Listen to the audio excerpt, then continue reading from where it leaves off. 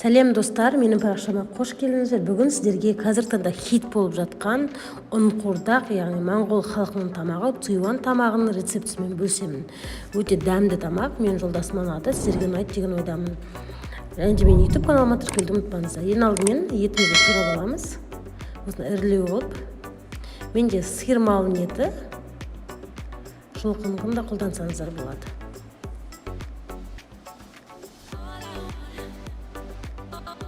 Содан соң жуамызды тураймыз.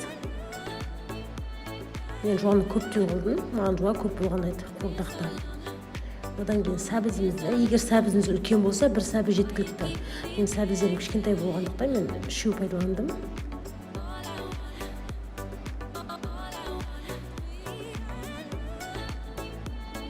Және болгар перці, менде мұздатылған болгар перці, сондықтан тез турап. Өзіңізге ыңғайлы формада тура беріңіздер. Майымызды қыздырып қойып, етімізді саламыз. Етімізді қуырамыз. Етіміздің үстіне тұзымызды саламыз. Паприка қостым. Және бұрыш, қара бұрыш. Жақсылап араластырып, үстіне жуамызды саламыз. Барлығын бірге араластырамыз.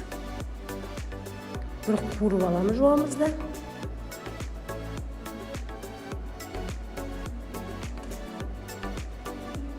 Содан үстіне су құямыз. Пештің қызуына ақырын қойып, етімізді жұмсақ болғанша пісіріп аламыз. 40 минуттай пісті. Және барлығымыздың үйімізде манттың тестасы бар.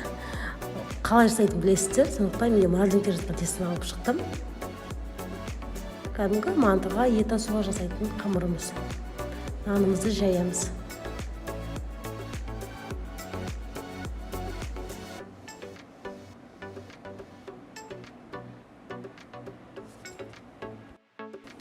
Қамырды өте жұқа қылып илейміз.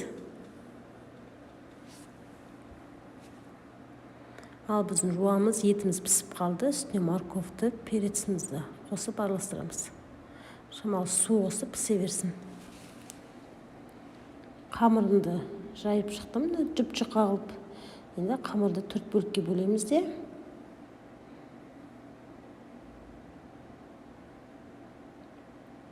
Духовкада қызуға табамыз алып шығамыз. Духовкада қызып тұрған сол табамызға осынан да кептіріп аламыз. Духовкаға бір 2 минутқа салып алсаңыздар болады. Мен 2 минутқа салып алдым. Осылай күйіп қалдым. Шамал шеттен бәрі көрініп тұр. Қалған осы 3 қамырды осылай салып шығамын.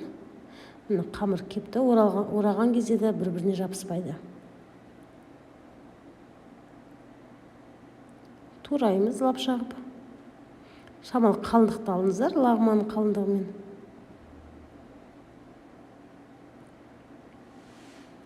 Нанымыз бір-біріне жабыспайды, көріңіздер. Өте жұмсақ болып шықты.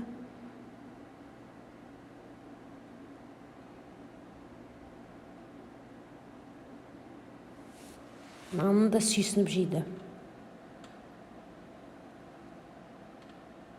Міне қамырымыз, нанымыз дайын болды. Осылай істеп шығамыз барлығын.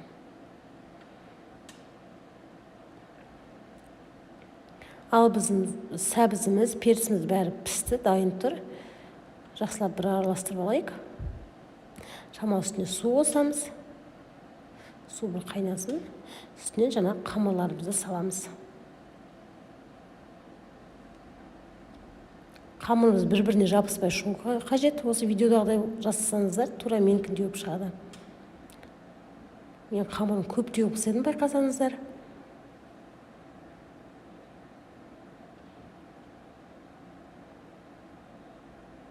Қамырдың барлығын салып, бетін жауып, қызуды шамалы түсіріп, орташа отқа 15 минутта пісіріп аламыз.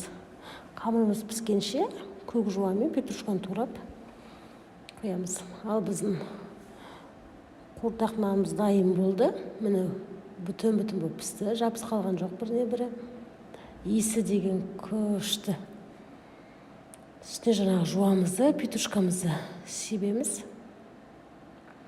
ал ас болсын, тамағымыз дайын болды. Сіздерге ұнайды деген ойдамын. Лайк, комментарий басып, YouTube каналыма тіркелуді ұмытпаңыздар. Алдағы уақытта бұдан да күшті тамақтардың рецептін ұсынатын боламын. Ас болсын.